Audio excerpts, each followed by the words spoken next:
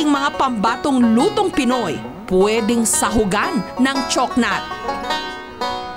Si Red, paboritong ihain ang kare-kare kapag nagsasalo-salo ang kanyang pamilya. Pero hindi ito ordinaryong kare-kare lang. Palalambutin muna ang pata ng baboy. Kukulayan ng atsuete. Isasahog ang mga gulay at iba pang rekado.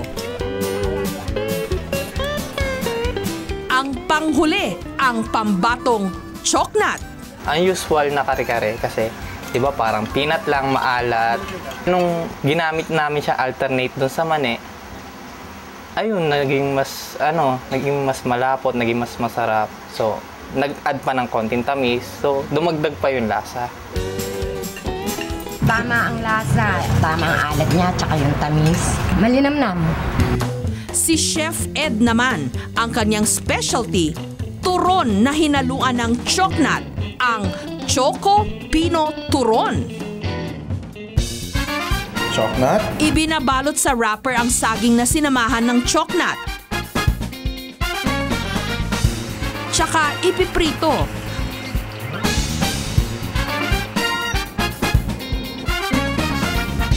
Bubudburan uli ng choknat sa ibabaw. Kadalasan bebenta tayong turon, saging, langka, yun ang kasama madalas, no? So at least ito naiiba. Yun ang actually pakay namin dito sa Pino. Kuha tayo ng mga classic, mga favorite natin na Pinoy na food. Tapos bigyan natin ng konting kaibahan, no? Yung sweetness, lalong medyo nagkalasa dahil sa sweetness niya, lalong tumamis. Pero hindi naman ganun ka nakakasawang tamis.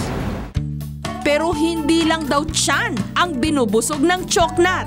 Masarap din itong pagmasdan. Si Venny, nagbebenta ng customized accessories sa internet.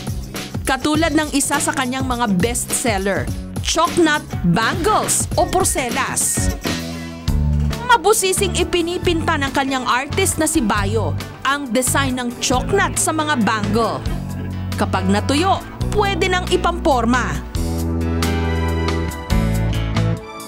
Since nilabas namin yung design, parang most of our regular clients gusto rin nila magkaroon ng sarili nilang choknat bangle. So I guess about that time, we were accepting mga 10 to 15 in a week.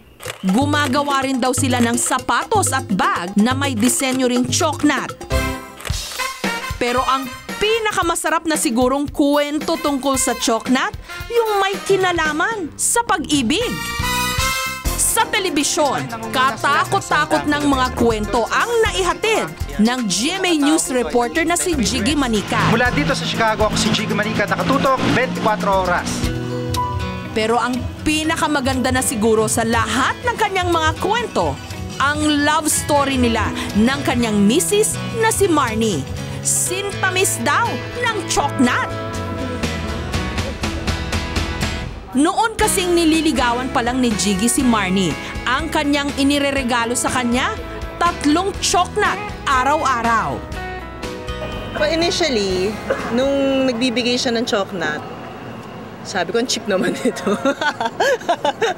Pero nung nagtagal, masarap naman kasi ang choknat. So parang nagustuhan ko na rin siya. Kasi syempre you look for simplicity rin sa tao. Naging edge yung naiba yung binibigay niya kasi tumatatak. In a way, parang yung choknat yung naging tulay kasi siya lang din yung available sa kantin. Ayoko naman magmukhang nagpapa-impress, bibili ako ng mahaling tsokolate. Ganyan. Tsaka nagtitipid. So, tama-tama yung choknat para sa kanya. Was it coincidence that Marnie liked choconut and that Jiggy offered her choconut? Kaya naman nung sila'y ikasal, ang theme, choknat. Mula imbitasyon, candles, cake, lahat choknat inspired. Ang giveaway nga sa mga babaeng guest, choknat body scrub. Naisip namin, nung before kami kasal, kung saan talaga nagsimula yung pag-iibigan namin. So, nagsimula siya talaga sa choknat. So, kaya ang slogan namin, Jiggy and Marnie, pag-ibig na nagsimula sa Chocnut? May kukumpara ko lang doon sa tamis ng Chocnut. Kasi hanggang ngayon, after 6 years, hindi nakakasawa.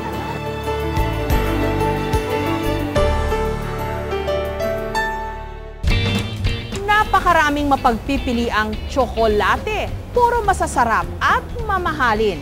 Pero iisa lang ang binabalik-balikan ng panlasang Pilipino, ang Chocnut, na hindi na lang ngayon simpleng kutkutin.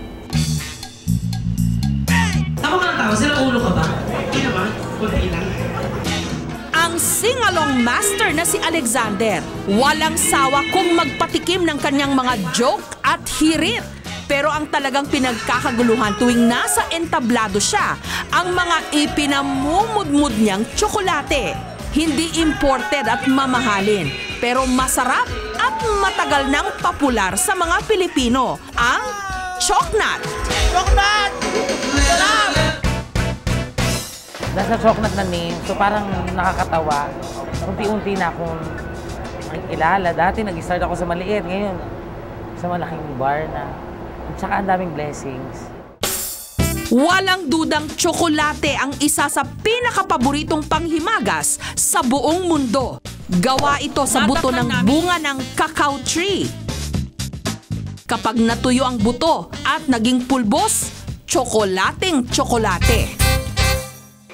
Pero bago pa tayo dinagsa ng mga imported at sosyal na tsokolate, nauna na sa pusong Pilipino ang Chocnut.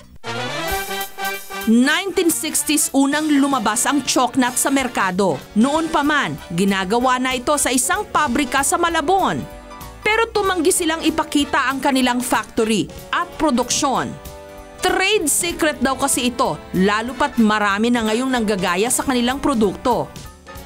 Ang lasa ng Chocnut, pinaghalong mani at tsokolate. 5 centimos lang ang presyo nung una itong lumabas. Ngayon, 1.50 na kada piraso. Pero nanatili itong abot kaya, kaya't patok na patok sa masa. Noon magpahanggang ngayon, bahagi na ang Chocnut ng ating kabataan, pati na ng ating pagtanda. Ang mag-asawang Ann at Rene, pareho raw lumaki sa Chocnut. Especially during our time, grade school and high school, maybe that was 30 years ago. Kasi we're from the province, I'm from Negros. It's difficult to get imported chocolate. So Chocnut was the chocolate for everybody. And it's also cheap. Ang abogadong si Rene, habang busy sa mga hinahawakan niyang kaso, Chocnut daw ang pantanggal niya ng pagod.